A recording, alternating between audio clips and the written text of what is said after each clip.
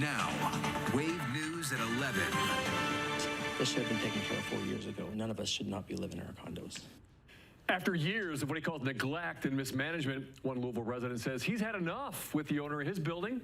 This is Wave News at 11. I'm John Bull. The Glassworks building in the heart of downtown stood for more than 100 years and now features office and residential spaces. However, people who own condos inside say a lack of care by the owner has left it in poor condition. Wave News reporter Logan Perone went and saw the issues for himself. And this is Steve Lindsay's condo at the building. Inside, we saw cracked ceilings, leaking walls, and mold. On the outside, a visibly damaged exterior. Lindsay says these problems are not new and showed us a record of requests to the company, asking them to make things right. I've been cleaning all this up every single time it rains. Steve Lindsay bought his condo at the old Glassworks building back in 2020.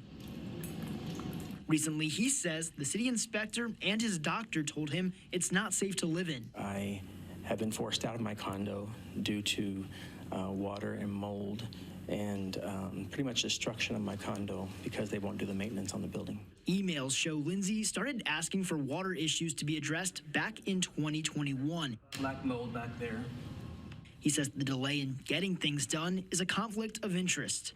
Weyland Ventures CEO Mariah Gratz and CSO Bill Weyland are listed as agents or officers of the companies that own the building, the HOA management company, and the condo development company. When you ask them to do something, it's a cycle that you can never get out of. And by ignoring us, this is what happens. We get forced out of our condos. Several other owners are also staying in other places, including John Crick, who bought a condo on the top floor in 2020. Crick claims he hasn't even been able to make the move to Louisville due to the water issues. Over 4 years now, I've had over 20 incidents of water intrusion in my place that I've documented. The smell of mildew in Crick's place, strong. The signs of water coming in, impossible to miss. And it drips down right here. Crick called the situation frustrating. When you look at how much real estate in Louisville that Weyland owns and operates, I feel like they should have a better handle on how to approach these things given their portfolio of properties that they have. A portfolio that includes the Mercury Ballroom, the Henry Clay, and the Whiskey Row Lofts, just to name a few. Officials with Metro codes and regs told Wave News they've been to the building 4 times this year, finding 4 violations, adding up to $900 in fines.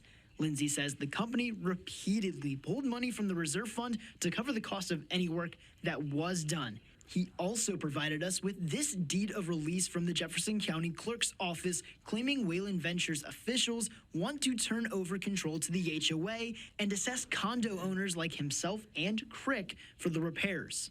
Instead of paying to do the repairs in the building, he's paid off his loan so that we have to absorb all the cost of doing the repairs.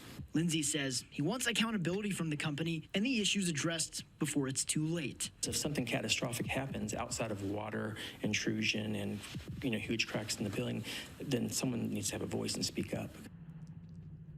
Before we spoke with Steve and John, we stopped by the office downstairs. The receptionist told me Gratz was out of the office before I stopped Weyland on his way out. He said he was unable to talk to me today, so I provided him my contact information and was told he would get back to me. Logan Perone, Wave News. Thank you. Now, new at 11, 2 Grayson County men